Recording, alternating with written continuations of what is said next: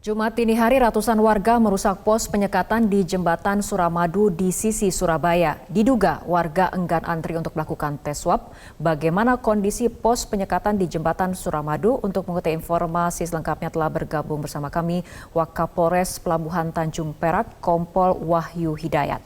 Selamat sore Pak Wahyu. Selamat sore Mbak Fitri. Pak Wahyu, aksi perusakan ini bisa dikategorikan sebagai aksi anarkistis. Siapa provokator di balik aksi ini, Pak? Ya, terima kasih Mbak Fitri. Baik, jadi sini dijelaskan bahwa kita Polres Pelabuhan Tanjung Perak memang selama ini sudah melakukan penyekatan di wilayah utara ke selatan itu dari mulai tanggal 5 hingga hari ini. Dari proses penyekatan itu kami dibantu oleh TNI, kemudian juga dari Pemkot, ada dari Satpol PP, dari Linmas, dan hingga kemudian dari Pemda, dari Pemprov juga, dari Pemprov kami dibantu, kemudian dari Polda Jatim juga kami di backup hingga akhirnya dibantu di backup oleh dari Korbrimob Mabes Polri.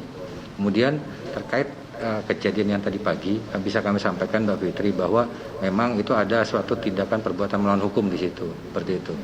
Nah, hingga saat ini kami dari pihak Polres Pelabuhan Tanjung Perak dalam Satreskrimnya itu di backup penuh oleh Polda Jatim. Kami hingga hari ini sudah melakukan pemeriksaan kurang lebih sekitar 20 orang, baik dari petugas kepolisian, petugas Satpol PP maupun dari masyarakat. Oke, tapi kenapa kemudian sampai bisa terjadi aksi perusakan? Apakah pada saat itu pengamanan dan juga pengawasan sedang longgar atau seperti apa, Pak? Baik, Mbak Fitri, jadi disampaikan di sini bahwa apa yang tadi sudah kita lihat di tayangan awal bahwa memang ada terjadi penumpukan massa, kemudian kendaraan bermotor yang banyak, yang padat, dan memang dari mulai tanggal 5 masyarakat melihat jam-jam tertentu kita ada beberapa petugas tenaga medis yang memang kita kan bekerja 24 jam dan begitu pastinya membutuhkan waktu yang cukup lama, kemudian tenaga dan fisiknya mereka juga sudah mulai kelelahan sehingga adanya pergantian shift di situ, Mbak Fitri. Jadi masyarakat sendiri antara jam 2 hingga jam 5 pagi itu memanfaatkan mungkin adanya pergantian shift dari petugas yang ada, sehingga pada saat terjadi penumpukan masyarakat dari kemudian tenaga medis yang untuk melakukan swab sendiri memang pada saat itu masih terbatas karena ada pergantian shift, sehingga masyarakat sendiri dalam hal ini kami melihat ini masyarakat yang mau berangkat untuk melakukan bekerja seperti itu, Pak Fitri. Dari polisi sendiri bagaimana upaya untuk merangkul? Ya. Baik, Pak Wahyu, bagaimana upaya dari polisi sendiri untuk merangkul pemuka agama, tokoh masyarakat untuk mensosialisasikan bahwa screening test seperti ini sangat penting demi keselamatan bersama dan untuk memutus penyebaran COVID-19?